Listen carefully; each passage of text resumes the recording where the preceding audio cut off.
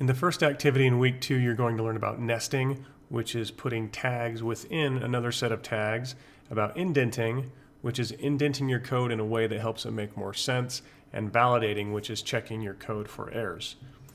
So nesting would look something like this. So we have this element, which is an opening and closing paragraph tag with its contents.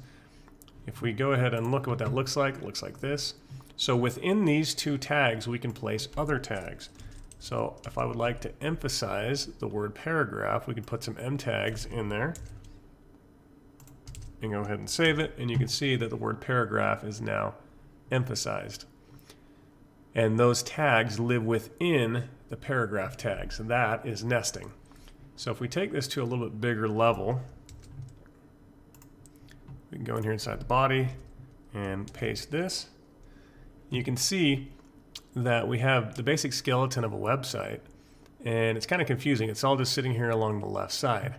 But if we were to properly nest it, it would look something a little more like this. So we have a set of HTML tags which contain all of the other tags.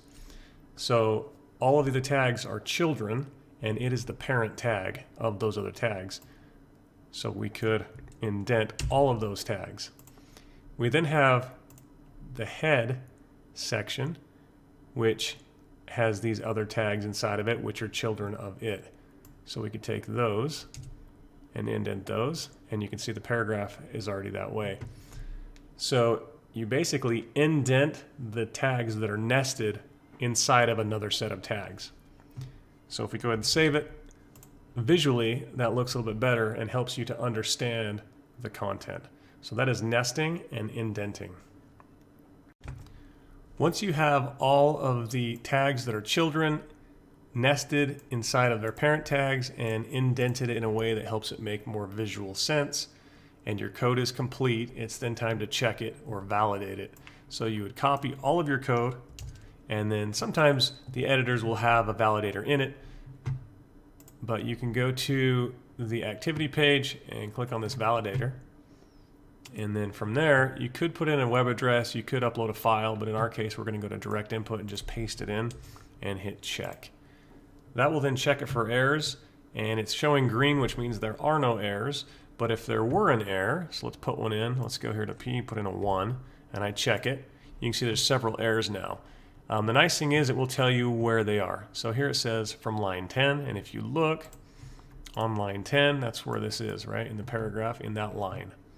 So if we look, you can see that's exactly what it is. Now, all these other errors are a result of this one error. So the rule of thumb is to eliminate the top error in the list, and generally that will help eliminate several errors below it. So if we go there, take out that one, and check it again, our code is now valid, and you have good code. As far as the activity is concerned, you're going to want to read the instructions, go through this indenting presentation that will help you understand how to indent better and why. And your finished product will look a bit like this when you do the activity. So for the activity, you're going to want to go into your editor, and you will open your index file that's in your practice folder from last week. So open up that index file, and then once it's open, you're going to take this code and you're going to copy it and paste it in there, and you're going to add the missing tags, and you're going to make sure and indent in a way that helps it make more sense. You'll then save that, and you'll turn it in with the next activity at the end of the week.